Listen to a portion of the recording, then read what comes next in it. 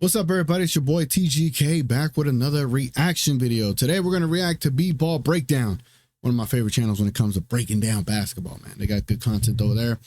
This video is about did Luka and Curry, the three-pointer, did they break the league with their three-pointer in the game that they went crazy where, well, basically the last game. If you're watching this on Wednesday when I drop it, it's basically the last game, which was Sunday. But yeah, man, enough for the fluff.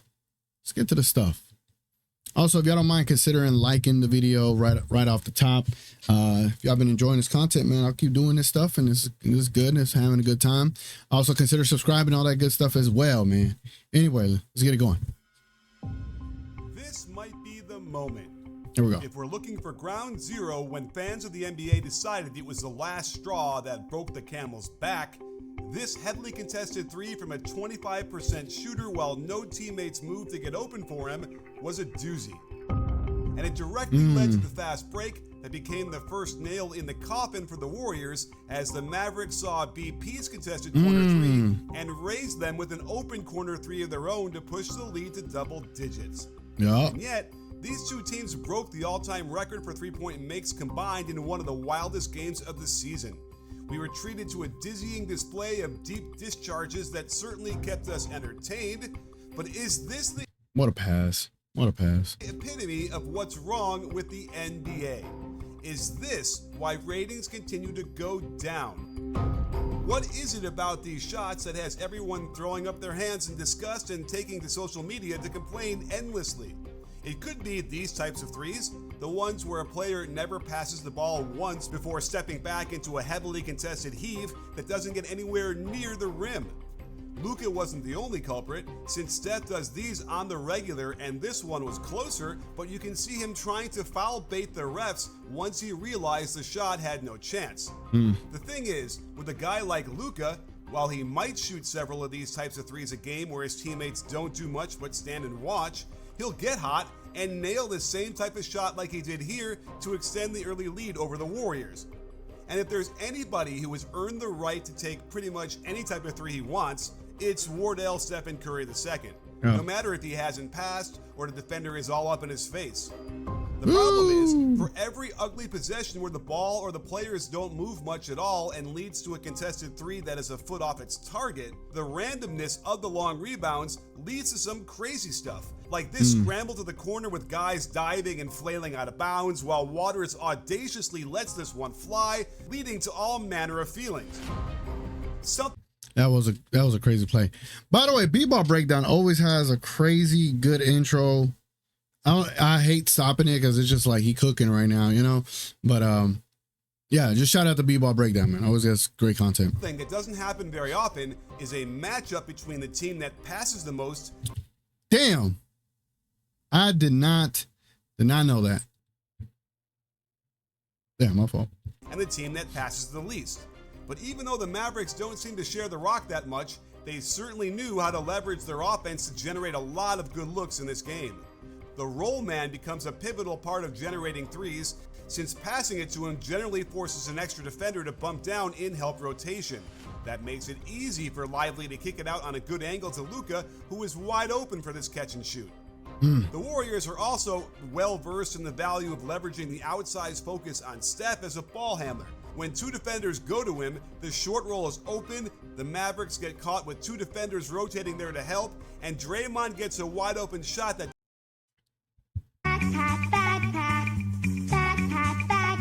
doesn't go in, but this type of teamwork to create an open shot has got to be satisfying on some root level to even the most cynical of NBA fans these days.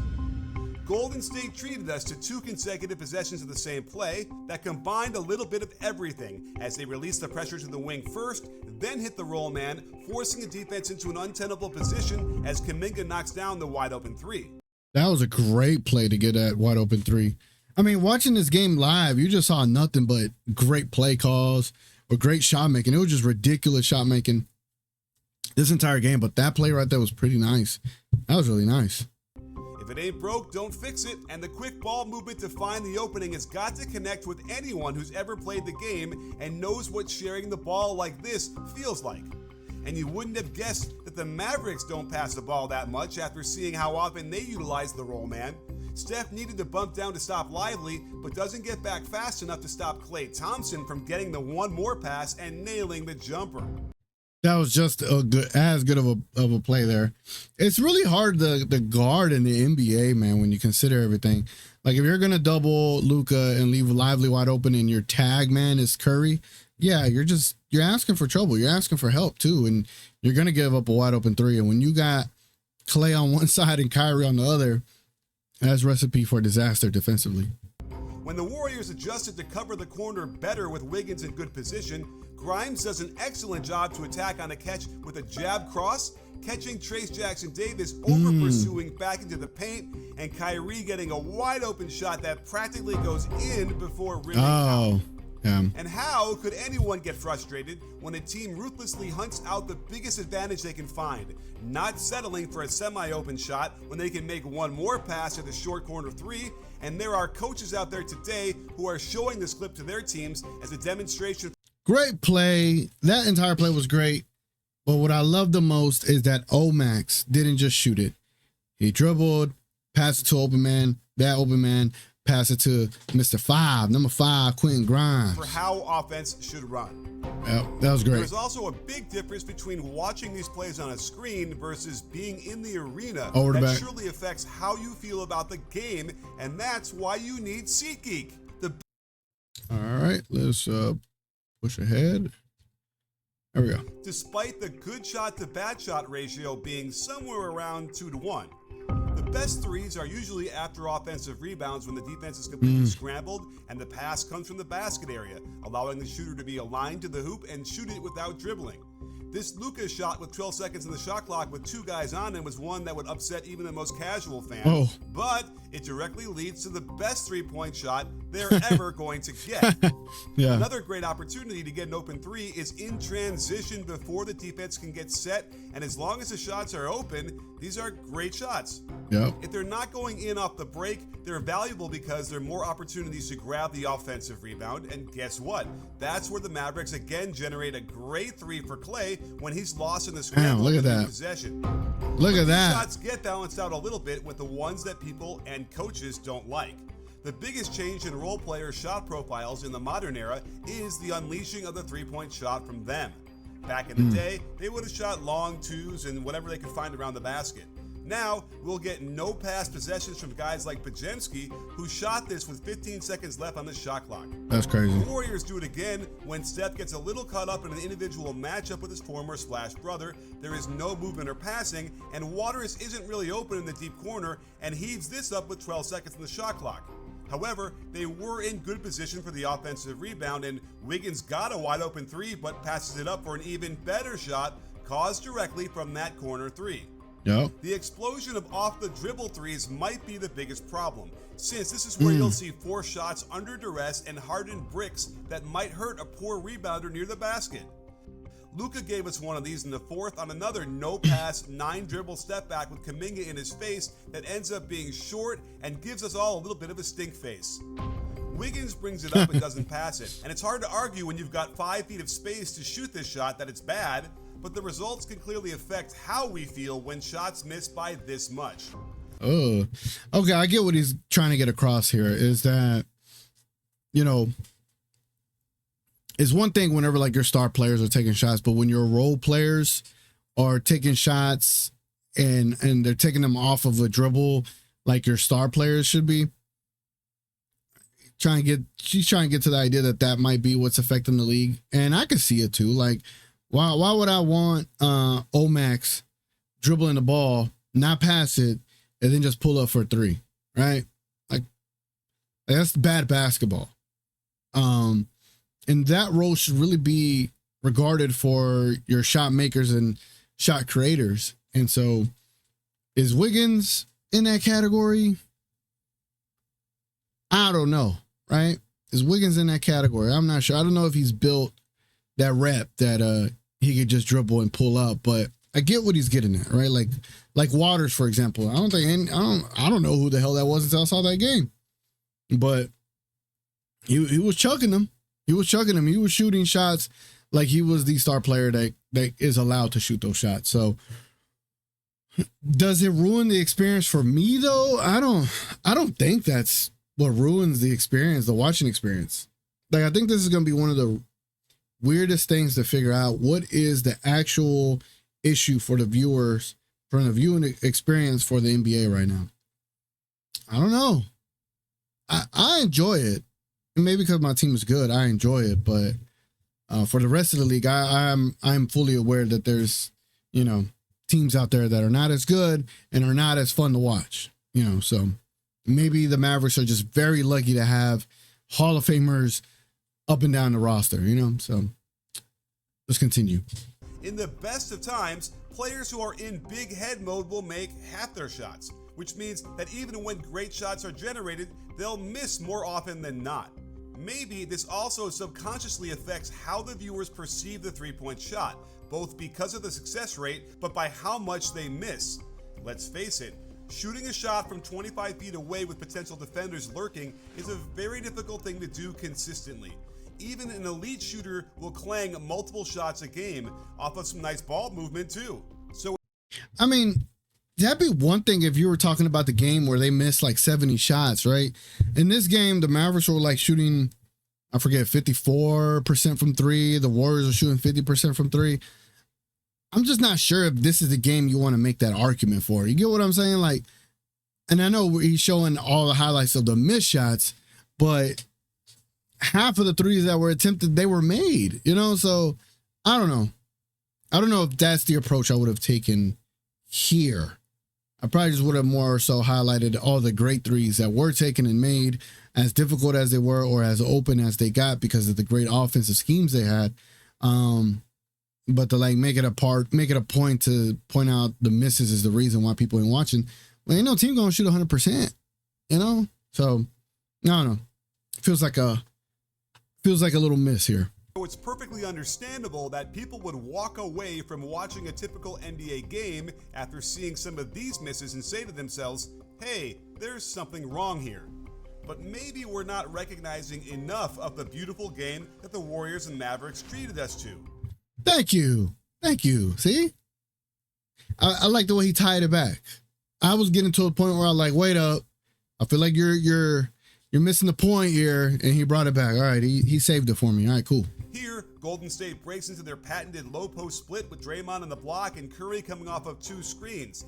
Instead of forcing it over the big man, Curry throws a gorgeous 46-foot skip pass. We get a one-more pass, and Jemski gets the open shot and drops it in. That's beautiful. Or this gem from Luka, which begins with a ho-hum high pick and roll, but you might have missed that after the hezzy gets him an advantage, he lifts into the air, one of my favorite plays. Dinwiddie up top, which makes Draymond go that way like a Jedi mind trick, before unleashing a 35-foot no-look skip to the corner right on the numbers, so all Grimes has to do is casually knock it down. Amazing. Yeah. He did it again in the third with some elite dribbling skill to get by Looney, but watch how he can keep his head turned towards PJ Washington in the corner while he takes his 2 steps into the jump. This freezes Steph in place so he can whip a no-look backhanded 30-foot pass perfectly to Clay's pocket with enough room to get this up and off and in. We might have missed the intricacies of this possession as it starts out with a zipper fist, but they added their wrinkle by having Curry backscreen the ball screener's man in Spain action, causing Kyrie to pause for not even half a second, but that's all Steph needs to hop into the shot and knock it down. If we get too stuck on the result, we might ignore that many three-point misses are the result of good team basketball. With willing passers hunting for the best shot that just happens to miss. But the process is just as important. I love a great fake handoff into backdoor cut into a kick out, plus 2 one-more passes to an open look against a scrambled defense. They just don't all go in. And if we wanted to limit three-point shots in general, then we wouldn't get some of the YOLO plays that put our hearts in our throats and make us get out of our seats when the big guns like Luka and Steph start doing things like this. It's that free spirit and artistry that makes this game so fun. And after another offensive rebound, of course, they're going to find Steph in the corner. Give credit to Spencer for tracking down Curry immediately and being right there to smother the shot to no avail. He hits it while lying on his back in front of his own bench to spark another comeback for the Warriors. And for teams who appear to have no chance, the three can at least keep the games extremely interesting. as Lindsey Waters III displays the audacity to scoop this ball up, find himself one-on-one on the break, and just float up in the air towards the hoop and drop it straight down. And then seeing terrific defense to knock the Steph dribble away into a steal, fly down the court, fill the lanes, and have Luka spot Clay with a small lane to skip the ball right into his pocket for the death blow that began the end for the Warriors. Yep. So, before we start completely condemning the NBA for shooting too many threes, let's take a breath and look a little deeper into how these shots are generated. Thank you. See, like, maybe I jumped the gun. Maybe I jumped the gun a little bit, right? Again, because I haven't watched this video. It's all a blind reaction. So I jumped the gun. But hey, B-ball basketball brought it back, right? He reeled it back and he was like, nah, hold on. This game was great. Let's talk about why it was great, you know, instead of complaining about the three-point shot. I suspect we'll realize that, sure, each game is going to have some really bad shots from behind the arc, but we'll get rewarded to a lot more of the kind of shots we love to see, and more importantly, contribute to winning basketball. Yep. Great video. I just like the way he tied it all into a nice little bow, you know, bow. I don't know. Now I'm thinking of like a bowl of cereal, but anyway, yeah, no, great video. I agree. I think worrying about the threes and I mean, all right, so there's this whole topic going on about the ratings and everything about the league, and to say the threes are part of the reason why nobody is watching, which it's not that nobody's watching, but to basically want to die on the hill that it's the threes that's hurting the league, I wouldn't go that far. I wouldn't go that far. I just think people need to understand that the league is a lot better now. There's more skillful players in the league. When you got so many shooters and you can play 5-out offense, it is a different ball game, and that's really what it comes down to, man. I mean, look at the Bucks. They got a center that can shoot threes, and you can just play 5-out offense. It changes everything. When you play small ball, you know, small ball lineups, everyone can shoot threes, so you could play a small ball lineup, you know, 5-out offense. So, yeah, I liked this video. Thought it did a really good job explaining and showing some of the plays that were good, highlighting some of the plays that were bad. But majority of the time, both of these teams were shooting over 50% and made amazing shots. This game was super, super fun to watch. Very competitive as well. And there's really not much you could say to try to trash on that Mavericks and Warriors game. Anyway, man, it's been your boy TGK. Appreciate y'all watching. If y'all enjoy this content, definitely leave a like on this video. Definitely consider subscribing. Consider becoming a member. And until next time, guys, it's been your boy TGK, and we out.